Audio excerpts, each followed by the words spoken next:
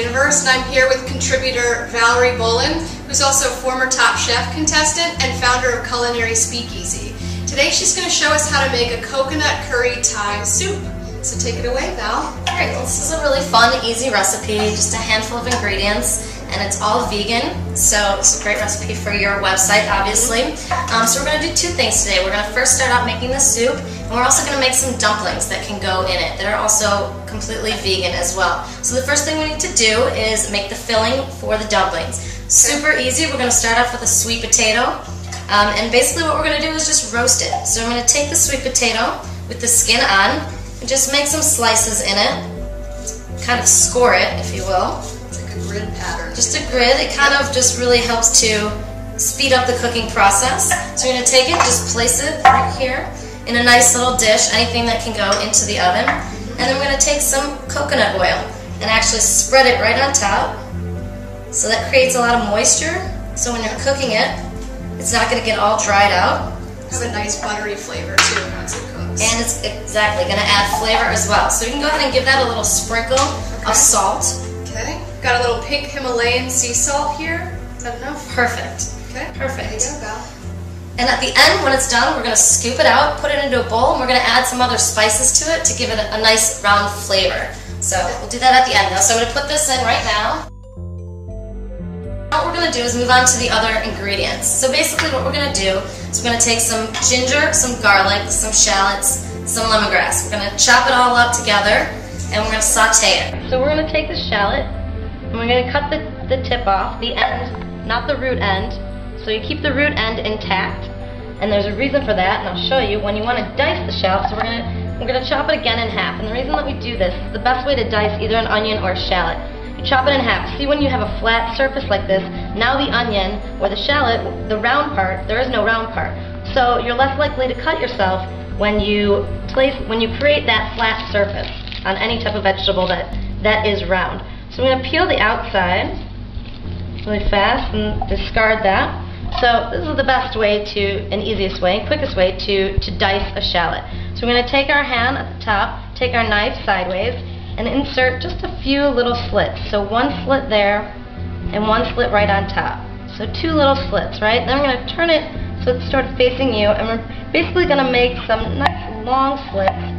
And the best way to remember how to do this is because when you look at the shallot, there are natural curvatures in the lines of the shallot, and you want to go in the same course as those lines. So when you look at the shallot and they're going vertical, that's the way you want to slice it. Okay, so we're going to turn it back around and simply take your knife and we're going to come down and we get this nice small dice. Nice and slow, watching the fingertips, always tucking the fingertips under so that you're not going to cut any limbs off. So there we go, we have our nice diced shallot. So the next thing we want to do is take some garlic. Same thing with the garlic, we're going to mince all this up nice and small. So the smaller it is, the more flavor it's going to release. So this is a fun little trick that you may or may not know about garlic. But you want to take your knife flat with the blade side away from you and just lay it on top of an individual piece of garlic. You don't want to do 10 at the same time because your hand might slip, and you just take your hand, give it a little pound, open it up, and the garlic pops right out. So we'll slide that aside. We'll do that to all the garlic. Now if you needed nice thin slices of garlic, this is probably not the best way to get it, but for mincing this is perfect. It takes 2 seconds and you don't get all the sugar from the garlic, which is the stickiness, onto your finger. So it usually just pops right out there. And we'll do one more. So we got about 4 cloves of garlic here and about a half a shallot, a good sized shallot. So from here we're just going to take it and mince it up nice and fine. We can go over it. So the smaller the better with garlic, because garlic is, as we know, very potent and has a lot of flavor to it.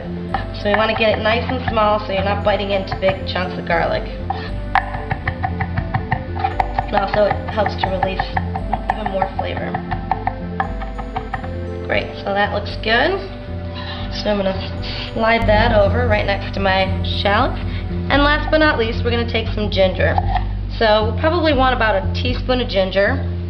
So a lot of people are unsure of how to use ginger. We're going to do it exactly the same way as the garlic. as far as mincing goes, but we're going to take our knife and actually just sort of slice that skin right off. You can actually use a potato peeler if you prefer, if your knife skills aren't quite up to par, but if they are, it doesn't matter. You know, if you take some of the flesh off, not that big of a deal, it's just ginger, so you can always get more, right? So we're going to take some of that skin right off, and then we're just going to start to chop it. Big chunks first, and then we get smaller and smaller. So eventually, just like the garlic, we can run over it with our knife and get it to that nice minced stage. And once again, ginger is very potent, much like garlic, and some people prefer a lot, some people prefer a little, so you can always add more garlic if you like more garlic, or add more ginger if you like more ginger.